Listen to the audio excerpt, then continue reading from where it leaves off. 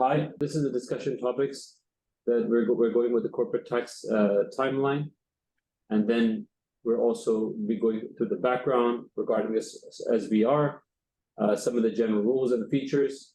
However, it's important to know some of the conditions of applying this and how you be once you do opt for it, what are the things that you need to be aware of. And then lastly, we'll just conclude with some basic preparation tips.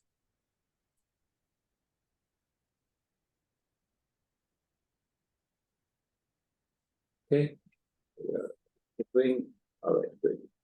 So it's been a long, over the last, since 31st of January 2022, we've had all types of different legislation and clarifications, and slowly, more and more are coming in. And as we're seeing this timeline, there is various decisions, various clarifications, various considerations with respect to registering, deregistering, its specific industry clarifications. But what we heard of the small business relief was in Ministerial Decision number 73, which is 26th of April. We're giving also the provisions on exemption for corporate tax. And then as time progressed, we came to the month of June, where the corporate tax, of course, became live 1st of June this year. And from there, we've had still further legislation that has come about. Oh, here we are. The corporate tax guide on SBR was released on 29th of July 2023, so not that long ago. And if you notice, there was also on 29th of July, we had Cabinet Decision number 75, which was on administrative penalties for violations related to the application of corporate tax law. We did a webinar on this not too long ago. So now here we are on 31st of August, we got the corporate tax guide on registration for juridical persons. And today we're on 6th September. So as time progresses, we expect more and more things to come. And we are here to obviously provide you knowledge and continue doing these webinars to keep you updated. So a little bit of a background on the SBR. So with the Decree Law number 47 of 2022, the court which was passed on 3rd of October 2022, and then it was published on 10th of October. So this is, it says the corporate tax where companies will be, business earnings will be subject to the federal tax. And the rules will be used for the tax periods that start from 1st of June. Of course, everybody has known this. Small businesses were given a special break in the corporate tax law. So this guide and this presentation is going to tell you in a general way what the small business relief is, who can apply for it, how it works, how long it will be available to you, and any other rules you need to follow. So anyone who runs a business in UAE should read this. Perhaps you're looking to start a small company, or perhaps you have existing operations that would qualify. It's good to know what the rules are before electing to use the small business relief. So this was introduced in a way to simplify the implementation. Small business relief eases the burden of calculating and paying corporate tax for small businesses in the early phases of the corporate tax regime. So how this is going to be defined is those who are natural or juridical persons with a revenue below or equal to 3 million dirhams in a relevant tax period, and all previous tax periods that end on or before 31st December 2026. So please note the date, and please note that they're saying that all relevant tax periods including the previous one, that and can be treated as having no taxable income in that period, and does not have to then calculate or file a tax return. right? So I'm going to hand this over to Arnold now, who will basically describe the conditions under the SPR, conditions of compliance matters, and under the SPR, and then what would be under the normal UAE corporate tax. Just I was failed to just one more thing I want to note.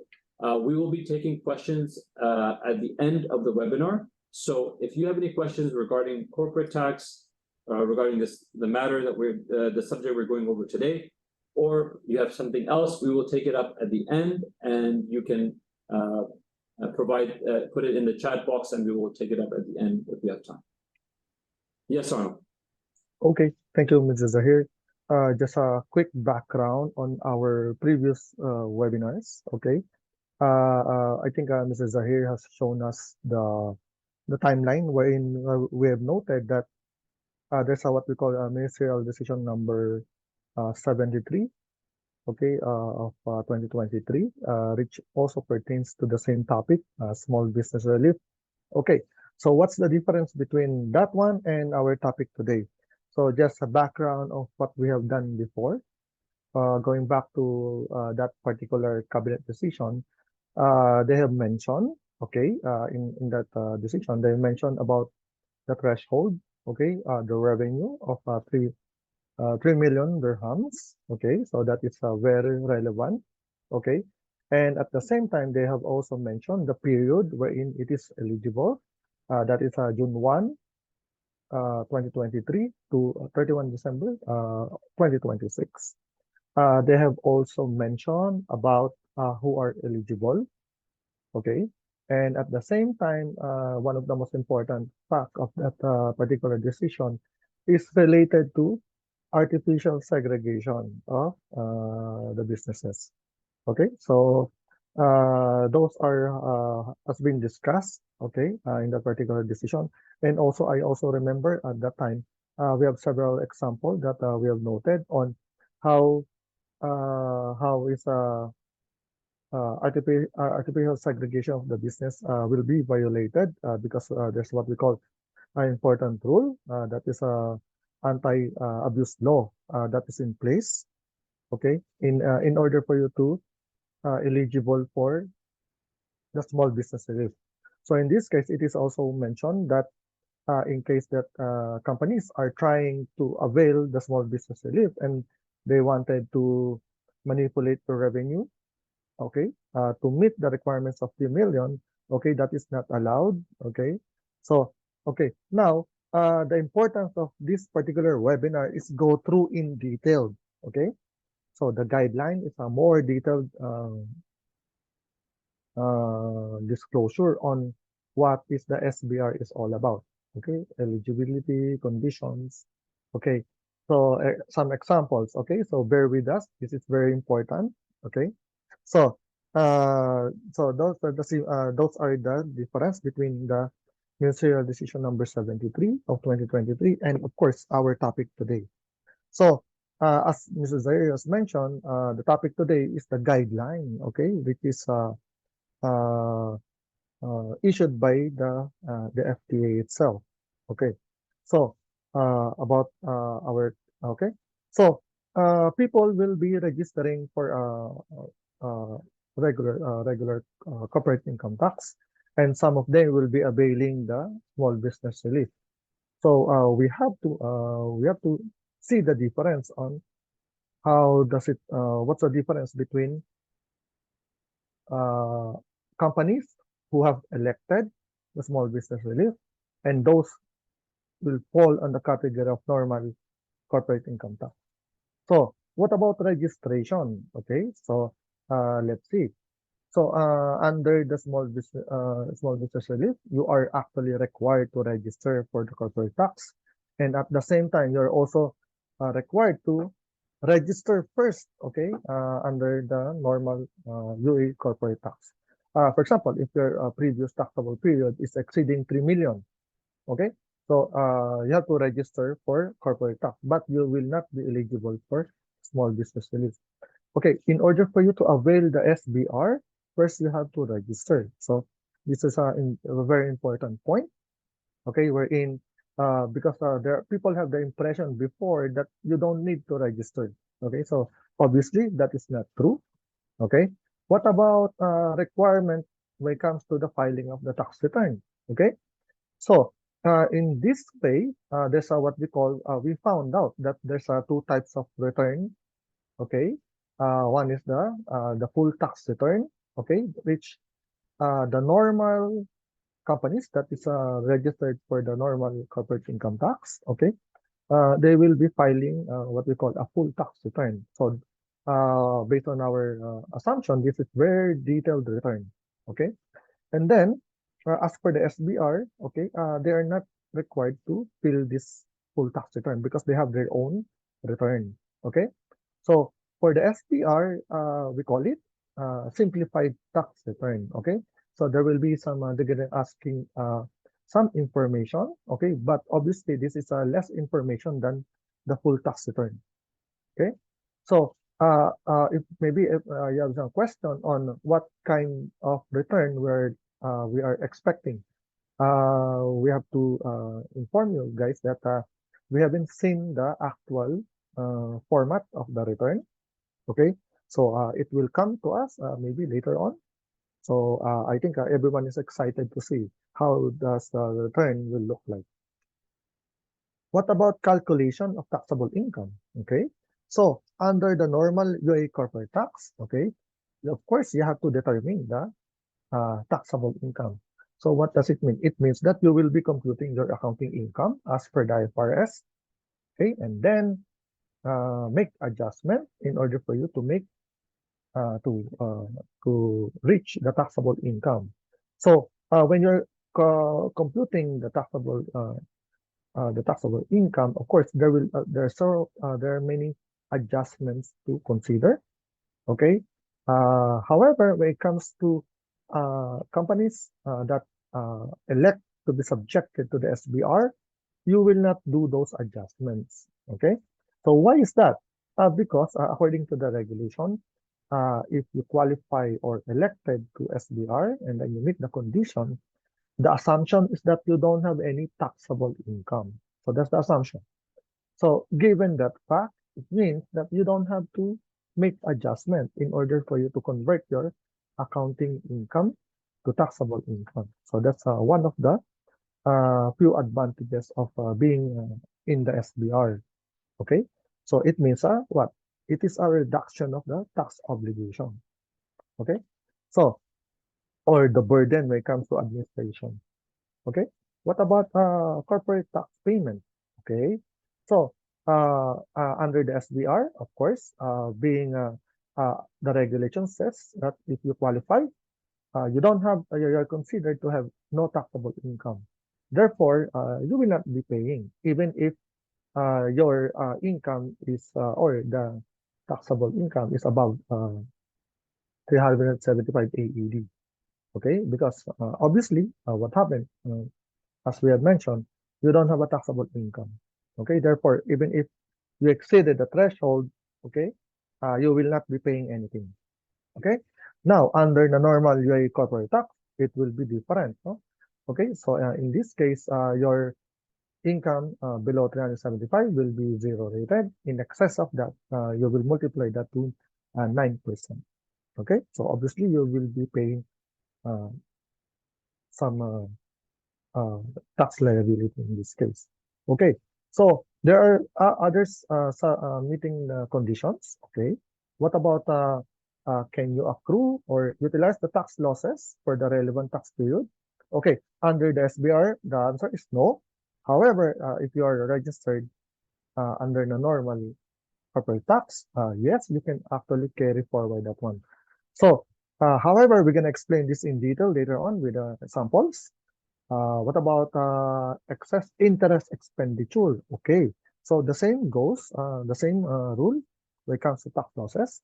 Of course, you will not be considering any other relief. You're not eligible for that. Okay, under the SBR. However, under the normal corporate tax, yes, you can actually utilize the excess interest expenditure if you are if you meet the conditions. Okay, what about Okay, carry forward tax losses and excess interest expenditure from the previous tax period. Okay, yes, okay. So in this case, we have an example. I think it's better to discuss the example because we can explain some scenario. Okay, so uh, in this case, both the SBR and those actually companies who are in the normal corporate tax can actually avail this one. Okay. What about relief for transfer within the qualifying group? Okay, or business restructuring.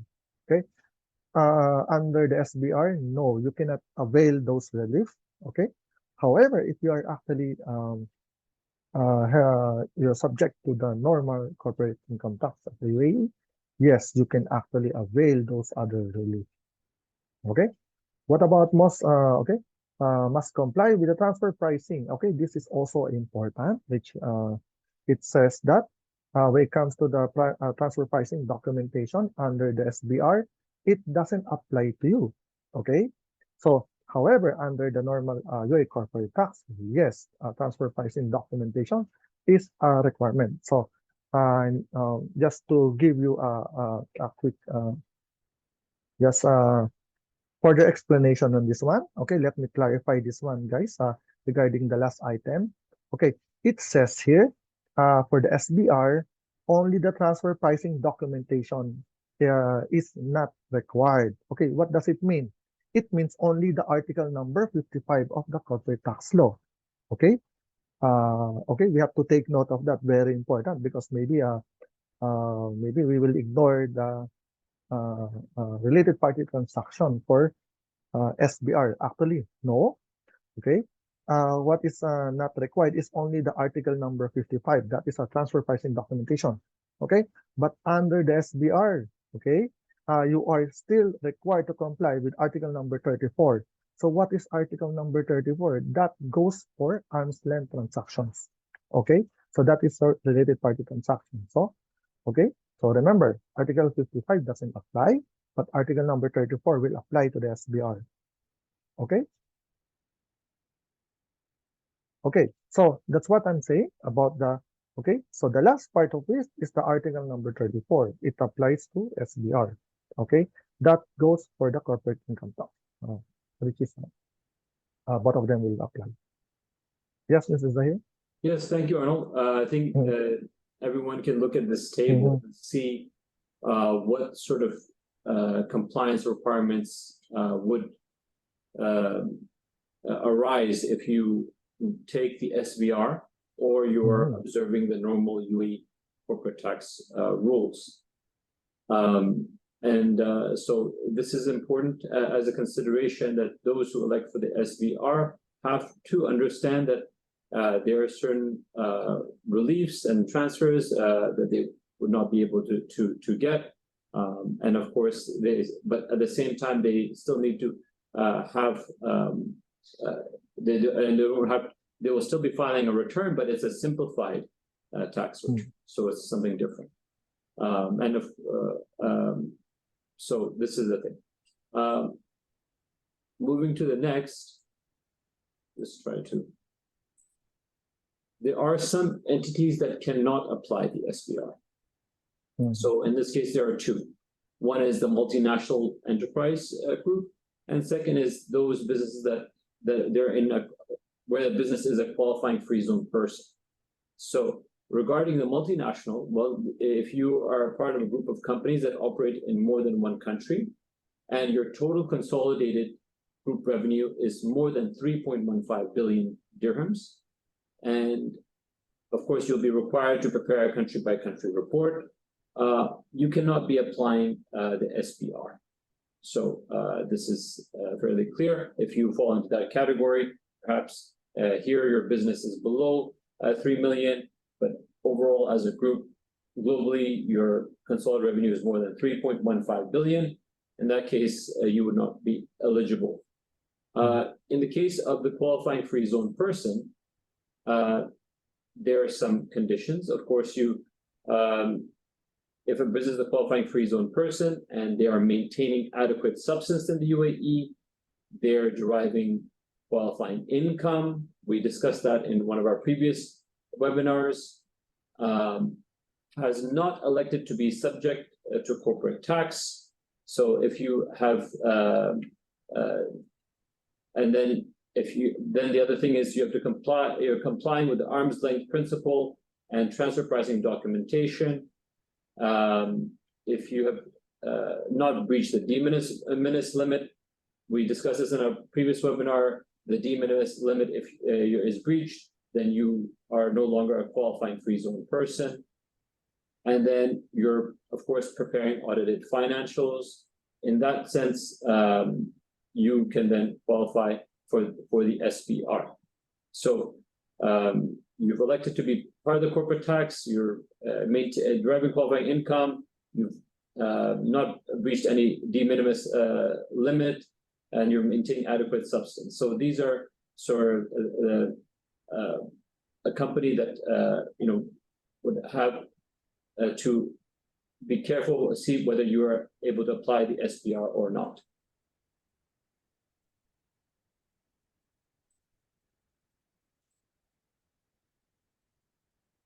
So how does it work? How can someone take this election, and how this would play out? We also have some examples for you later on in the presentation, so those will be very helpful to illustrate. But this is based on your revenue, and it should not exceed 3 million in a relevant tax period, and all previous tax periods ending on or before 31st December 2026.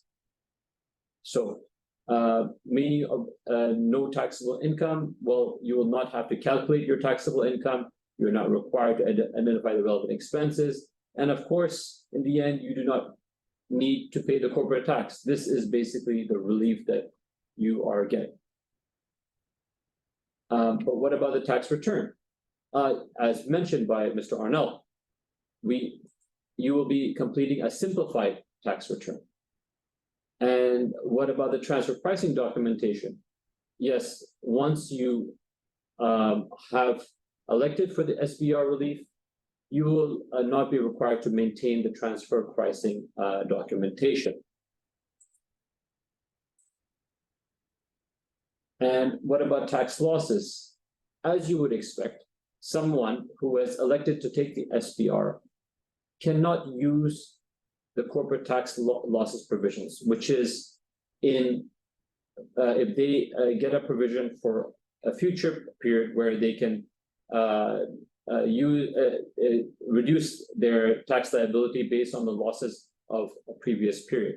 This is not possible for those who elect to use the small business relief. However, what about unutilized losses? If the resident person has unutilized tax losses from a prior tax period at the start of a tax period in which it elects for the small business relief, they will continue to carry it forward and it can be used in a future tax period subject to meeting certain conditions. So in summary, perhaps you are elected to take the small business relief. You have unutilized tax loss from a previous period. Well, you can't use it in the year of the small business relief, but perhaps in a later year when you are not implementing the small business relief. Arnold, can you talk to us a little bit about the general interest deduction limitation rule? What does this mean, and what is it exactly? If you can unmute your microphone. Thank you. Okay, so for those company that is registered for a regular corporate income tax, they are actually eligible for they are subject to general interest deduction limitation. So it means that not all of your interest expense can be deducted for your taxable income. Okay, so in this case, there's what we call general rules. It means that only 30% of the EBITDA that you can actually reduce your that is eligible for the deduction or in your corporate income tax. So it means that not 100% of your interest expense, in other words, can be applied. However, this is also subject to the safe harbor limitation, that is 12 million, okay, dirhams or above. Okay, so in this case, that particular computation is no longer required when it comes to the SBR. So that is what the law says. Okay, it's not you will not be entitled to this particular limitation if you are in the SBR. Okay, so what happens next is that in case that you have an existing unutilized interest expense, okay, you cannot use that during your year in which you are eligible for the SBR. Okay, however, the good news is that it's not going to waste, because after you are no longer in the SBR scheme, you can actually use that reduction limitation rule. Okay, in additional information regarding unutilized interest, okay, you can actually use that okay, in 10 years. Okay, so as long as within the 10 years, you can actually use that. Okay.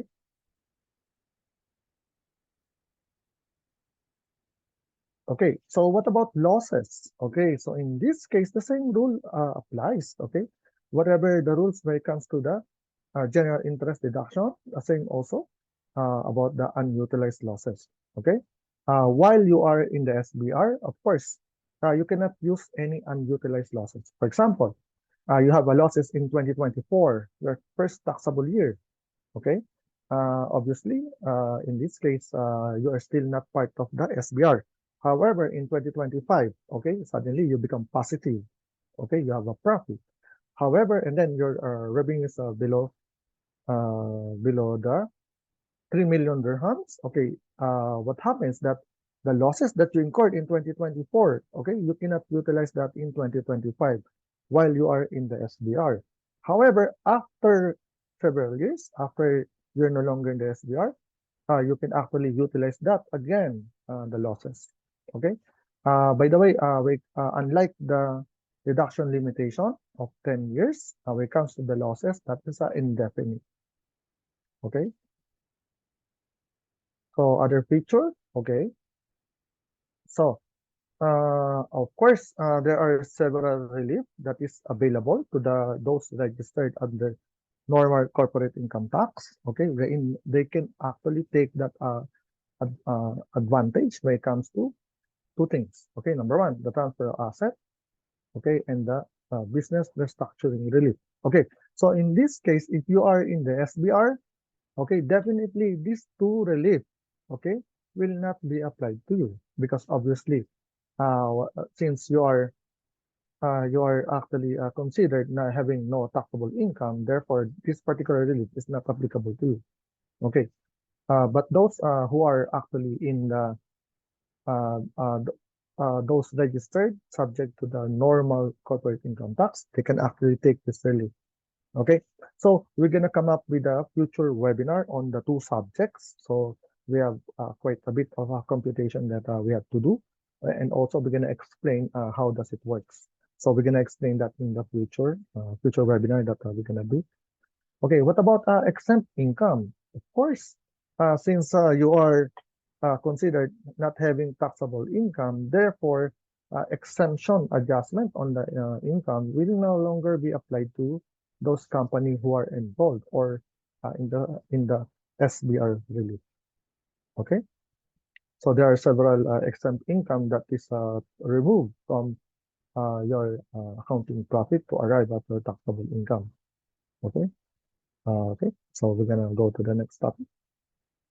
Okay, so one notable feature of the SBR, okay, yeah, is that it's not an automatic relief. Okay, it doesn't mean that your revenue is below 3 million dirhams. Is that it automatically qualifies you?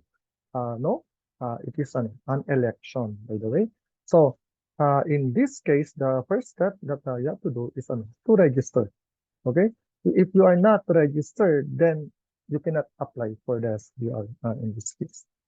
Okay, and then what about when are you going to decide when to apply? Okay, So in this case, you must make an election on your tax return. Okay. So instead of filling up the full tax return, you have to actually fill up the simplified tax return, which we already mentioned earlier. Okay.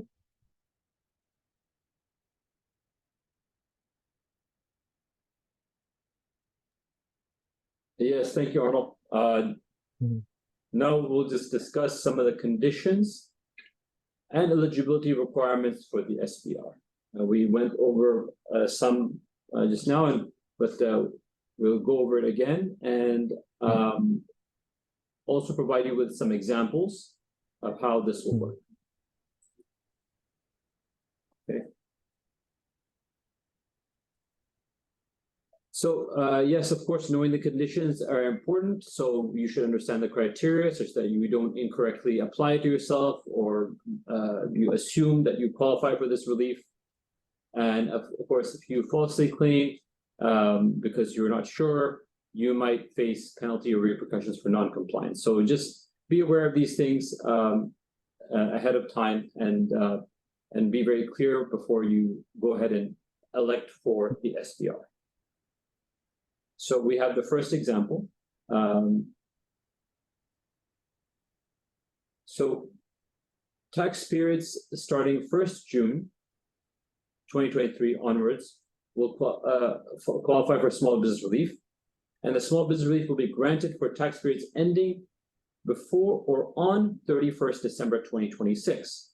So the SBR is not going to be continue after 2026 at the moment.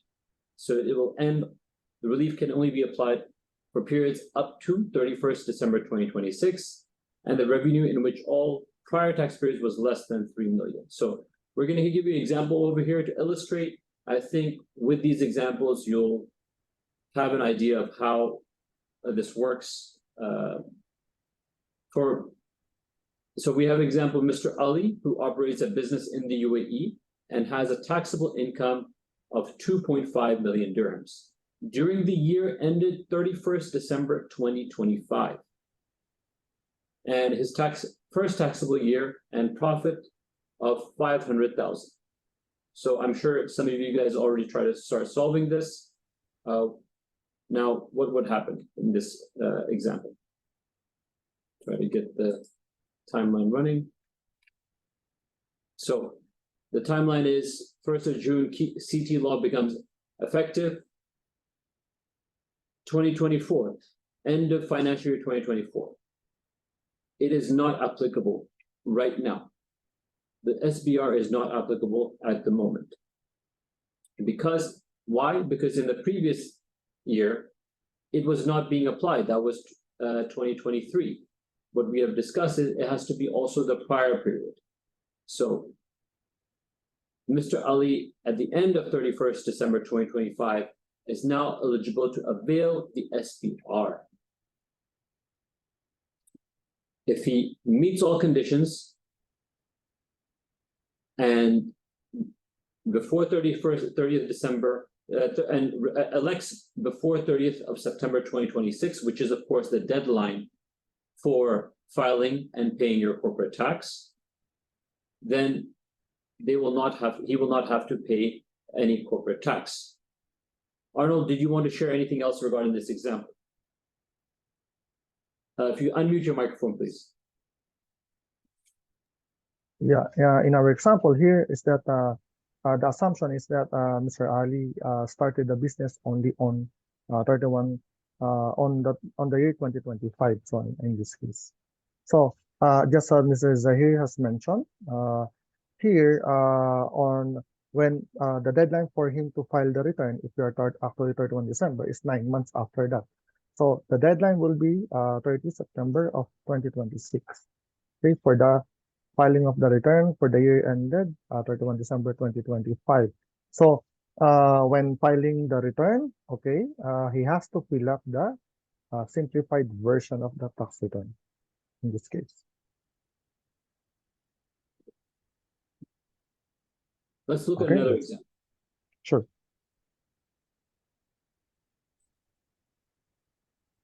Yes, Mr. Zoe? Yeah. I think it's the slide is stuck. Okay. Okay. Yes. All right. Restriction on now on tax periods ending on or before 31st, 2026. So now we have the company, Vector Company, a non-resident entity established in the UK and operates a business in the UAE under a branch license, permanent establishment. During 2024, it earns a total revenue of 2.7 million dirhams. So let's look at this instance, what would happen. In 31st December, it's earning 2.7 million. So, however, Vector is not eligible to avail the SVR. I mean, it has earned revenue. We understand for 31st December 2024 why it would not be eligible. And however, in 2024, it earned below the threshold which we set at 3 million. So why is Vector not eligible to avail the SVR? Well, Vector must register for the UAE corporate tax, and it is a nexus, and liable for the UAE corporate tax. It cannot avail SVR since it is a non-resident entity. Arnold, could you elaborate this further? The fact that it is a non-resident entity and cannot avail the SVR. Yes. So I think based on the earlier slides that we had mentioned, it is available only on the resident entities, resident companies. Yes. So regarding the definition of the resident, so we have classification on that.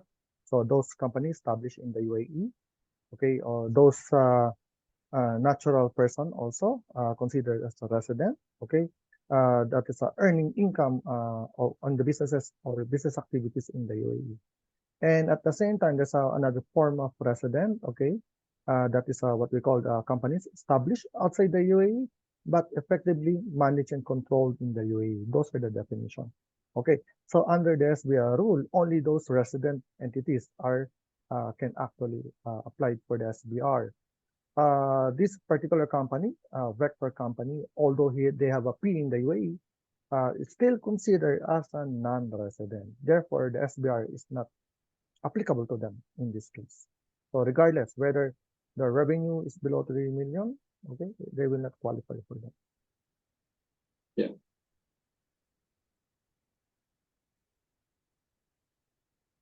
Okay, let's look at another example.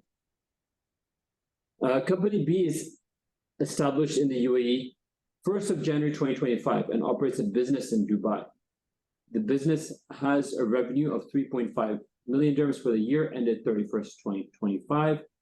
And for 31st December 2026, it has a revenue of 2.5 million. So what would happen in this case? Well,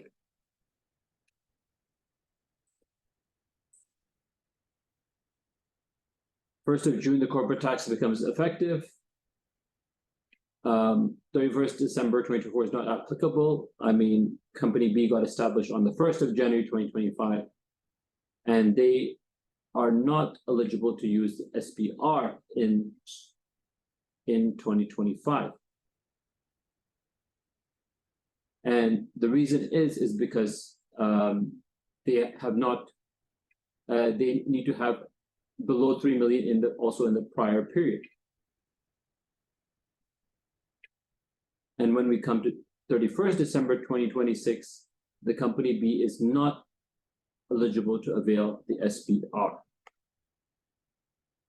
Arnold, if you can elaborate, because I think some people would have expected that 31st December 2025, you should be able to, for that financial year, you should be able to be eligible to avail the SPR. Yes, okay. So, thank you for that, Mrs. Zahir. That's why in the same slide, we didn't remove the qualification above. We mentioned here. Tax period starting June 1, 2023 will qualify for the SBR. Okay. However, look at this one. The revenue, it also includes the revenue for the periods ending before or on 31 December 2026, the revenue enriched and all prior tax period. That's why. Yes. So in this case, what happened 2025, they already exceeded the 3 million. So therefore, the previous, we have what we call in the clause, the prior tax period should be less than 3 million. Since 2025, which is a prior tax period, already exceeded. Therefore, you are not entitled even if you have less than 3 million dirhams on the 2026. So it doesn't matter. Okay, but because the losses prior tax period should not exceed 3 million. So that's in this case, company B will not be eligible in both 2025 and 2026. Right, and we do, and so the reality is you have to have 2 consecutive tax periods where you are below 3 million and below. Yeah, correct. And maybe somebody will ask, what will happen to the 2027? Yes. Okay, yeah, that's a good question. But take note, the SBR, the current rules on the SBI, also applies on 31 December 2026 only. Okay, so who knows what will happen on the coming years to come? Maybe the 3 million or the 3 million threshold for the SBR will change, may change. Okay. Yeah. Also, maybe there will be some different rules when it comes to this. So we have to wait for this in the future on what will be the status or maybe new updates on the SBR. But for the meantime, okay, the rules that applies to the SBR has a limit on 31 December 2026 alone. So beyond that, you still have to wait.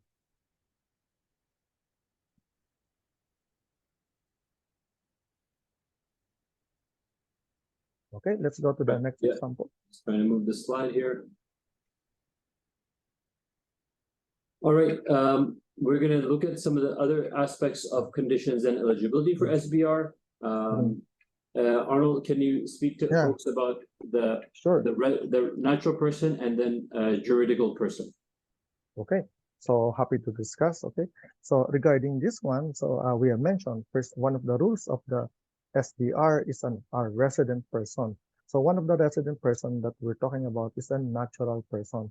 So what are we talking about a natural person? So these are the company, okay, the sole establishment, okay, so natural sole establishment, okay. Of course, there's also what we call a rule, okay, wherein if you are a natural person, okay, a sole establishment, okay, if your turnover, when we say turnover, it's also revenue based computation, is less than 1 million, okay. So what happens that you are exempt from corporate tax registration, and of course you will not be paying any corporate income tax when it comes to that, okay. But this one is exclusively for the business activity, okay. However, if in case the natural person has exceeded the 1 million, okay, from his business and business activities, okay, and the total revenue is below 3 million dirhams, okay, they can actually still apply for the SBR, okay. So take note, okay, 1 million below if you're a natural person, okay, of course there will be no you are not required to register for the corporate tax. But if you exceeded, it means you have to register, okay? And then if the total revenue is below 3 million, but above 1 million dirhams, you can actually avail the SBR. So this is a good news also for those who are actually asking about if I'm a sole establishment, okay? For those freelance license holder, okay? Yes, actually, it's a good news. It means that you can actually avail the SBR. Okay. But take note, in computing the revenue, okay, to determine whether if you exceeded the 3 million, you have to disregard the following items. Okay. First is the wages. Okay. Personal investment, and of course, income from the rental or from your real estate investment. Okay. So you have to disregard that in computing that 3 million. Okay, So that's good news to everyone. What about juridical person? Okay, so example of juridical person pertains to LLC. Okay, private shareholding and public stock. Okay, though of course this is a good news to everyone. Okay, they are if they meet the requirements. Okay, so again the 3 million dirhams. Okay, within the relevant periods. Okay, they may. Okay, if they wanted to. Okay, so by the way, people will ask us whether a free zone person is a natural person or a juridical person. So it is actually a good question. By the way, when we say a free zone person, it is pertaining only on a legal person, never a natural person. Okay, so in this case, however, we have a separate good news where it comes to those companies of a free zone, whether if they can actually avail for the SBR. Okay, so of course we have to answer also. Okay, by the way, juridical person also includes free zone person. Okay, those entities established in any of the UAE free zone. Okay, so the question, are they eligible for the SBR? The answer is here. Okay, if we're talking about a free zone person, that is a qualifying free zone person. Okay, sorry about that. They are actually not entitled for the SBR. Okay, so remember the rules of 6 requirements mentioned by Mrs. Zahir when it comes to qualifying free zone person. Okay, uh, if your designation is a qualifying free zone person, you are not entitled for the SBR. Okay, however, okay, if you are if your status is only free zone person, okay, it means that you don't meet the requirement of qualifying free zone person. Okay, the good news is that you can actually avail for the SBR. Okay, again, same requirement. Your revenue is below 3 million dirhams. Okay, so in this case, so this is good news to everyone. Okay, I think this one answer also our previous questions. Okay, wherein can free zone entity can actually avail some of those relief. Okay, so one of the answer to that is the SBR. Okay, so because of course now we came to know that, okay, as long as you are not a qualifying free zone person, you are just, your status is just free zone person, you can actually avail the SBR. So this is good news. Okay. Then we will go to this one. So what about again the non-resident? Of course, you cannot. Okay. So you cannot if you are a non-resident, you cannot avail for the SBR. Okay. So by the way, when it comes to the non-resident, you will be taxed on based on the 3 requirements. Okay. First requirement is the PE. Okay, your permanent establishment. Okay. So even if you have a PE in the UAE, no, definitely you cannot avail the SBR. What about the second one? UAE source income. Okay. So in this case, since by the way, if the non-resident is earning income that is a UAE based source income that is not coming from its P or a nexus, then of course you are not required to register. Okay, therefore the SBR doesn't apply if you are a non-resident and then you're earning only UAE source income, because that one is actually subjected to zero withholding tax. So therefore no registration requirement. And of course, SBR is not applied to you. What about the nexus? Okay, so this one is also a different thing. If you are having a nexus in the UAE. By the way, we have discussed this topic in our previous webinar about the nexus. Nexus is a connection, a real estate ownership. So you're deriving income out of that. You are actually required to register. However, when it comes to the SBR, you are not eligible to that. Okay, but there's what we call a rule that mentioned important rules. However, if the non-resident person is from a nation or a country that having a double taxation agreement, okay, And then, of course, there's a reciprocity wherein the advantage is also given to the non-resident of that country, which is a UAE national. Okay, this can, in some cases, it is also possible. Okay, so it is possible based on a double taxation agreement. Okay, so I think more clarity is required on this in the future. So I think we're gonna be seeing lots of this one in the coming months to come. Okay, so what about as we have mentioned here? Yes, okay. So juridical person must include all the foreign and UAE income when calculating the revenue for the SBR. Okay, so we also explain a little here what is the what we call a UAE source income and a foreign. Okay, so okay, hold on. We have to explain this further. What about natural person? Okay, that is okay. Natural person should only consider overseas income relevant to their UAE taxable income or activity. That is together. So it means that if you're a natural person, okay, so you are actually liable. That is an income to the UAE, sorry, UAE based businesses or business activity, and also the domestic income. Okay. What about accounting standard? So this is also important. Accounting standard is the basis of everything. So so uh, it's very important for us to consider the revenue. Okay, because wrong computation of the revenue means it is maybe you're gonna miss opportunity to avail for the SBR. Okay, because of the 3 million dirhams. That's why. So computing the revenue first is utmost important. Okay, it's one of the most important things that you have to consider. But in calculating the revenue, what is included? Okay, so based on the guideline, okay, first of all, you have to use the accounting standard applicable in the UAE.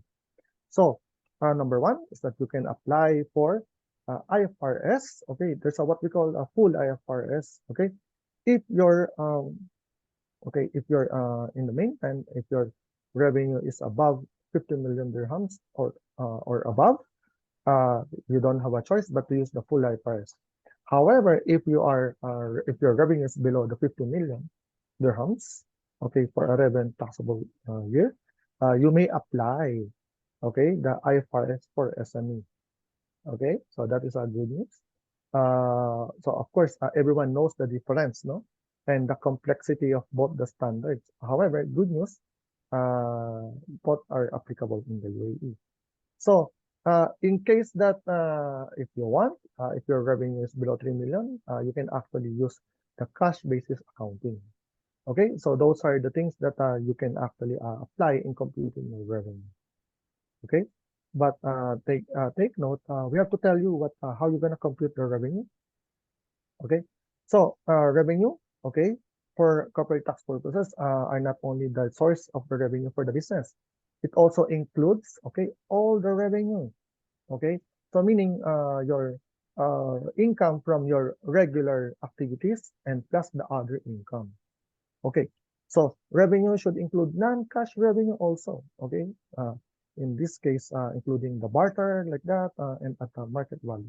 So in computing the revenue, guys, take note that is your sales, okay, or from your ordinary activities plus other income. Okay, so take note of that.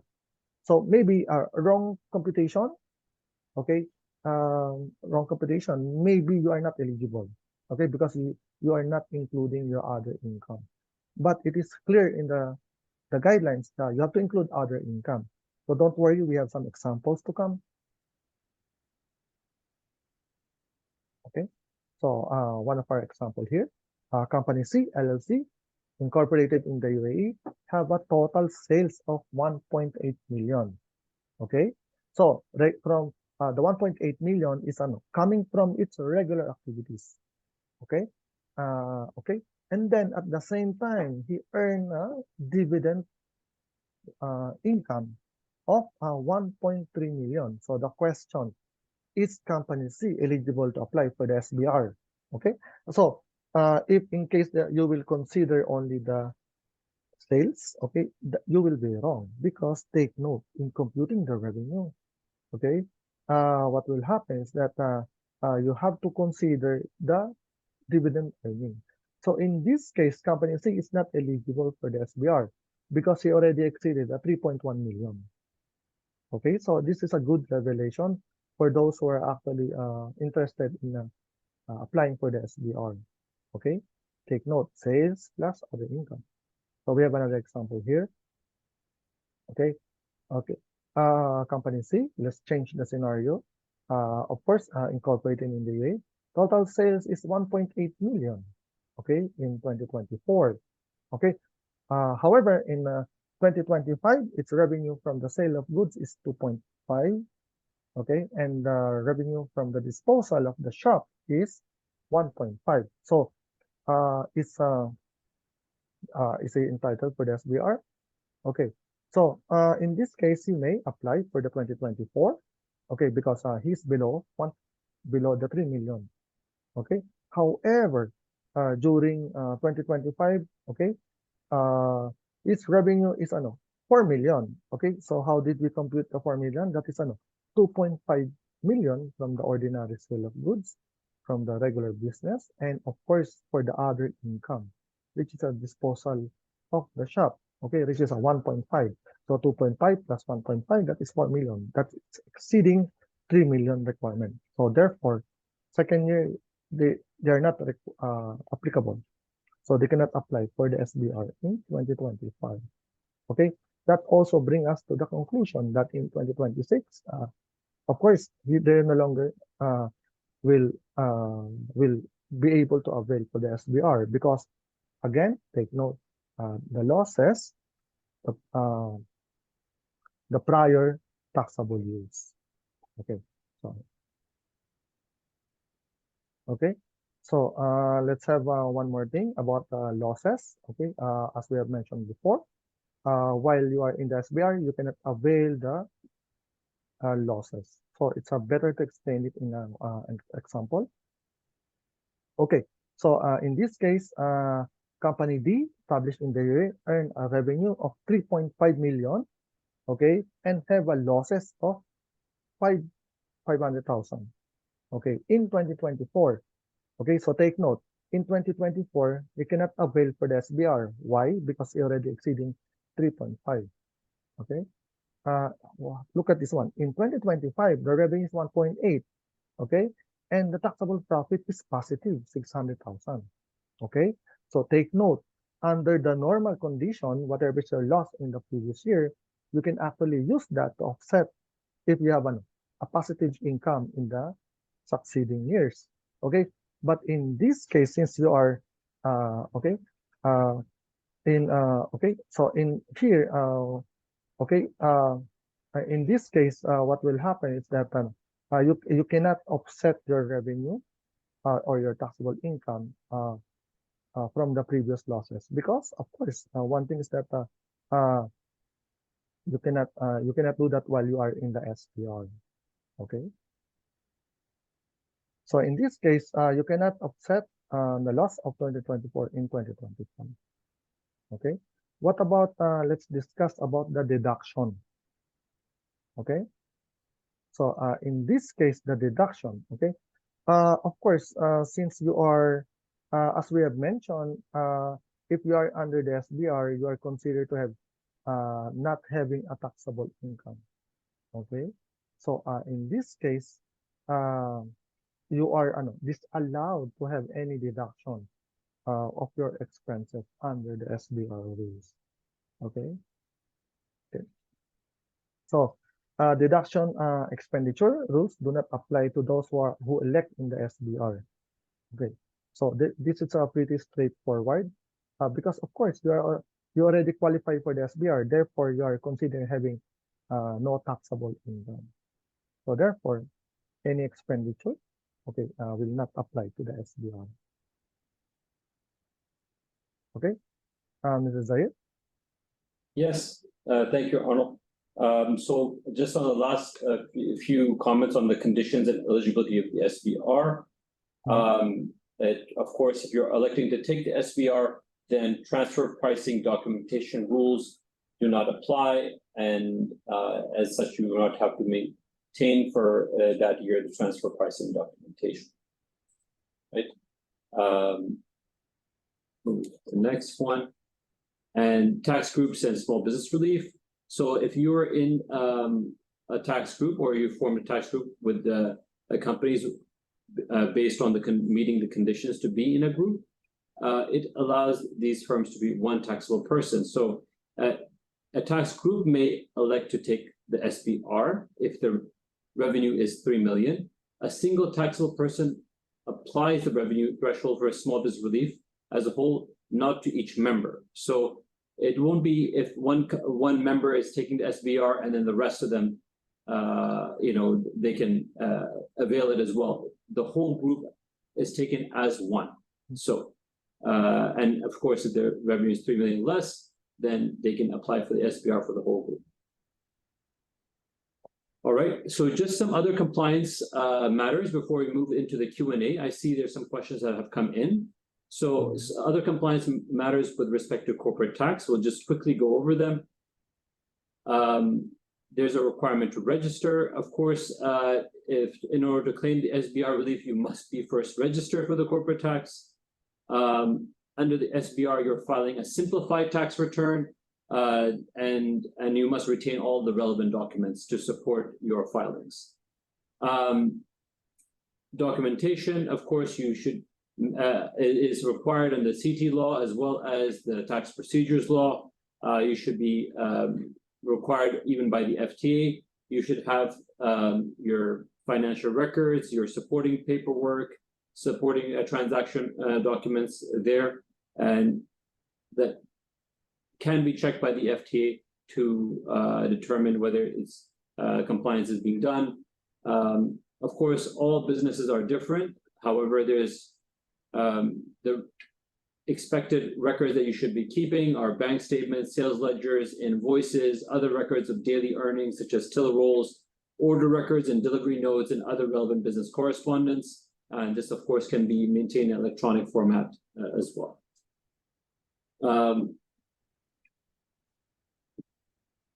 Again, here, I'm sure the slide is not moving. Let's see. Okay. Moving to artificial separation. Some companies may think that by separating their activities artificially, they can,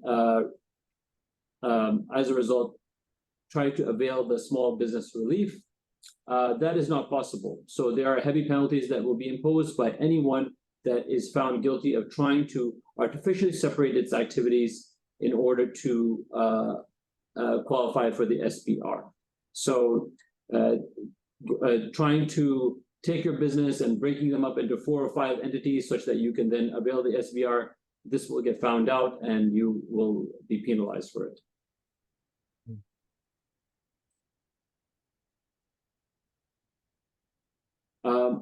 Now, preparations for corporate tax, these are just the general tips that we want to quickly go over. You should determine whether your companies fall within the scope of the corporate tax regime. So evaluate your company's annual revenue, profit, and other factors, whether you're meeting the requirements for being eligible for the corporate tax. And filing corporate tax, please organize your financial records. Ensure you have the systems and processes in place to generate the required reports and documentations. Of course, there's plenty of technology solutions available for this. Your transfer pricing policy will matter for most companies who are doing any type of related party transactions. If you're operating in a multinational space, you need to have your own transfer price policy, and that is aligning with international standards and local regulations. This is to ensure that, of course, that transactions occurring between affiliated entities are being done at an arm's length. Determine the taxable income according to UAE tax laws, and you must deduct allowable expenses and exemptions while ensuring compliance with the prescribed guidelines. So please be aware that not all of your expenses will be allowed to be deducted in determining the net profit. upon which the corporate tax of 9% will be implemented. Have some policies and procedures in place within your company such that you can accurately report it to the authorities, designate responsible personnel, and engage professional tax advisors. And that's our last point. Please seek professional advice. Don't go it alone, especially if you have a complex business structure. If you are coming to these webinars and having more and more questions, it would be advisable to invest in proper advice rather than trying to go it alone. We have seen this happen in VAT, where folks were trying to do things on their own. Of course, later on, they've realized they assessed things incorrectly, they interpreted the law incorrectly, there's been changes in the law, they weren't aware of that. It helps by having professional advice to advise you on your corporate tax compliance and keep you abreast of the different changes in the law, and of course, to ensure that you don't end up in a situation of being penalized. And do seek advice from reputable companies. That's also another advice. Do not be trying to seek advice from someone who you assume that they know, or they have just opened up their consultancy yesterday, and then you are working with them because they're offering you a very low commercial terms. Please seek with reputable companies, people that you can trust, and that way, because in the end, the compliance requirement is yours. The liability is yours. It cannot be handed over to your consultant. So please heed our advice, and from here we can take on the Q&A portion.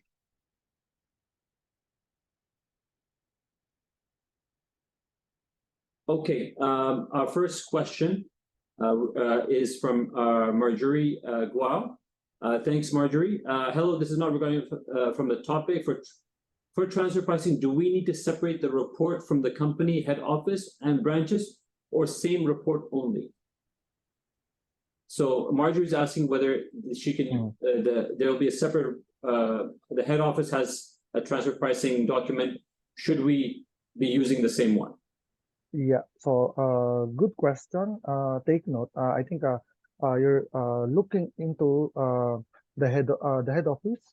Okay, is located outside the UAE, and then you are actually operating a branch in the UAE. So take note that the head office and the branch is treated as one entity for tax purposes. So take note. So it means that the policy of the head office is automatically the policy of the branch because they're treated as a one entity only. Okay, but take note of this one. Okay, only in the free zone that the rule is totally different. Okay, if the head office is located in a free zone, okay, and that entity is treated as a qualifying free zone person, any of the branches located domestic in the UAE or outside, okay, will be treated as a separate entity. Therefore, they are considered as a related party. Only that time, okay, you will be considering them as a separate entities, okay, for corporate tax purposes, okay. But other than the free zone, head office and the branch is treated as a one entity for tax purposes. Okay. Next question is from Sohail. Do companies need to appoint tax agent to file back tax returns, or can the company file its own tax return? Sohail, a company does not require to appoint a tax agent to file the tax return, and it is the responsibility of every company to file its own tax return. A tax agent, if appointed, will then work on behalf of its client that it's representing and would file on behalf of the company, but it is not a mandatory requirement. What qualification is an experience does a tax agent need to be eligible to be a tax agent? So this is available on the FTA website. You can check the requirements and they can provide it to you over there. Mm-hmm. Okay, in addition to that, of course, we just have to indicate again that, of course, our firm, okay, is also a tax agent. We just want to emphasize on that. So if you will be needing a representation, okay, you can actually come to us. We are also a tax agent. Yeah. I will note that although it is not mandatory, it is in certain entities will find it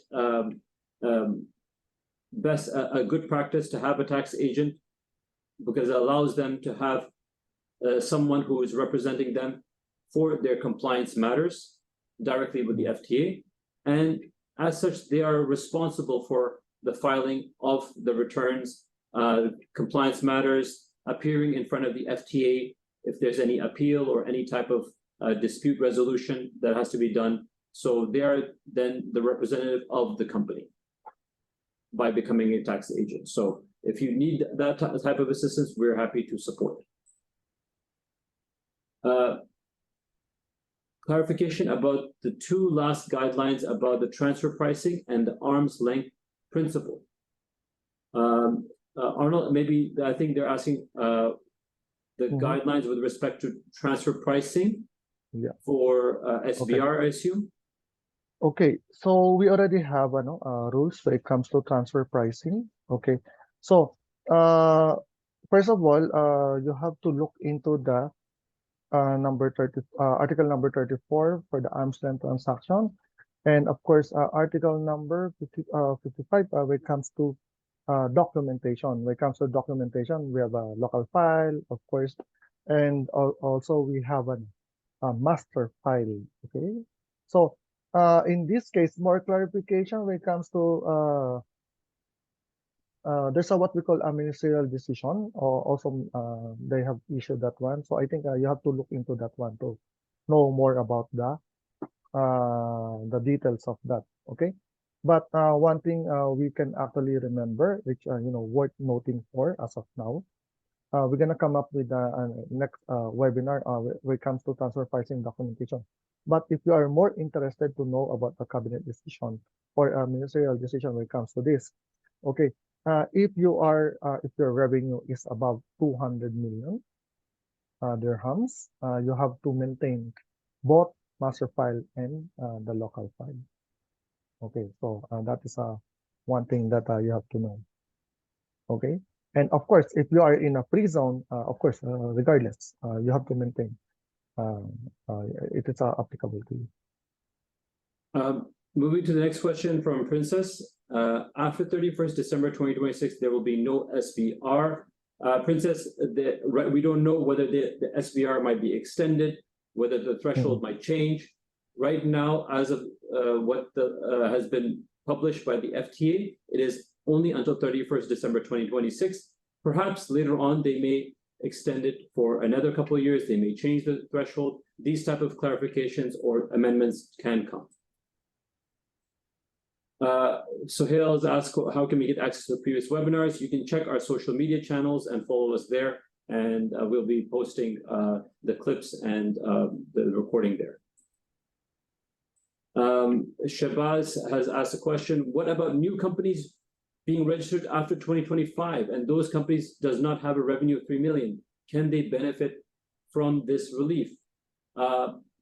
Shabazz, the first year of their operation, they will not be able to avail this rate. They're registering after 2025. So as I just mentioned in the previous question, we don't know whether this final date of 31st December 2026 will change. Perhaps they might extend it. They may introduce something. This is just for the initial stage, initial years where corporate tax is being enacted. As we know, with time, the FTA may publish some amendments. They may extend. It is up to them. So that's what we can say about that. Princess's question, how about a company established in January 2024, the revenue is 2.5 million, and in 2025 is 2.9 million, and then in 2026 is 3.5 million. How is the SBR applied? So Princess has made her own example similar to what we have written before. Yes, Arnold. Yeah, okay, 2024 you can avail. The next year you can also avail. 2026, no, you can no longer avail. Yeah. Remember, just take note of the 3 million on the previous. Of course, since if the 3.5 million came ahead of the previous, Okay, for example, 2024, you are already 3.5 million. Of course, you cannot avail no longer because of that. The rule says prior period, prior tax periods. But in this case, of course, in 2024, you are eligible because you do not know that you will exceed in 2026, correct? Yeah. Okay.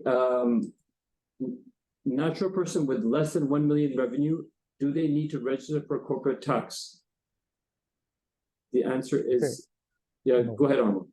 Yeah, sure. Okay. So, natural person with less than 1 million, no, there's no requirement for that. There's already a cabinet decision that came out, or a ministerial decision came out regarding this one. They are clear on that one. You should maintain your financial records. It doesn't mean that you should not. You should be maintaining your supporting documentation to show how you are below 1 million. And of course, you are also you're subject to VAT, so your VAT filing will be there. Princess has asked, how about the dividends coming from subsidiary? Is it not part of equity? Okay, so I think your question relates to the exemption of a dividend. Okay, number one, okay, a local dividend is included in computation of your income. So take note of that. Local dividend is included in your computation of taxable income. Take note of that. Okay. Now, what about those subsidiary? Because you did not clear whether the subsidiary is located outside. Okay. So that's what we call another exemption. We call it a participation exemption rule. Okay. If in case that you meet the condition, okay, there are several conditions that comes to that. Okay. Therefore, that is a exempt income. Okay. So remember, under the SBR rule, you are not allowed any exemption. Okay, that also goes for participation interest. Right. We have the question from Lenny. She asked, first taxable period is January 2024, first taxable period. If Yes. revenue is 1.5 million, it can apply for SBR. Is my analysis correct? Yeah, you can. This is one of our examples. The first example that we have presented. Yes.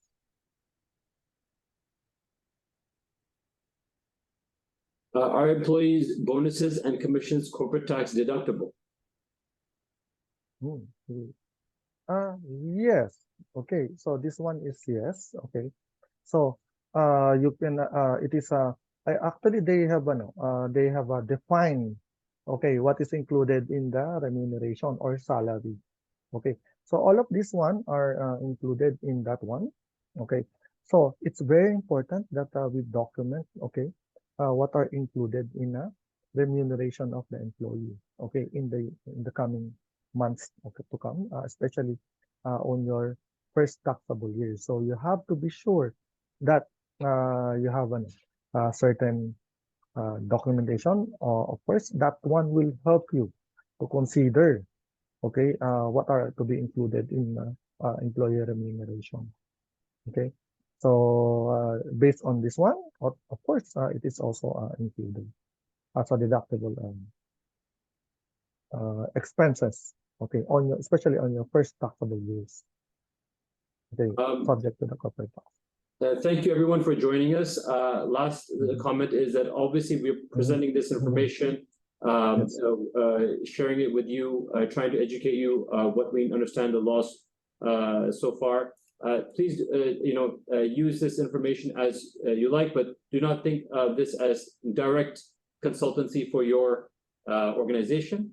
In the end, it is obviously your responsibility in being compliant with the law. This is just our disclaimer. If you are looking for specific advice and specific to your case, to your scenario, your business, we're happy to conduct that in an official manner, and please reach out to us. Thank you so much for joining. Thanks for staying on with us past the hour. I appreciate it, and we look forward to seeing you guys at our next webinar. Thanks, Arnold. Thank you, Mrs. Zahir. Thank you, everyone. So watch out for our next webinar. Bye, everybody. Thanks. Bye, everyone.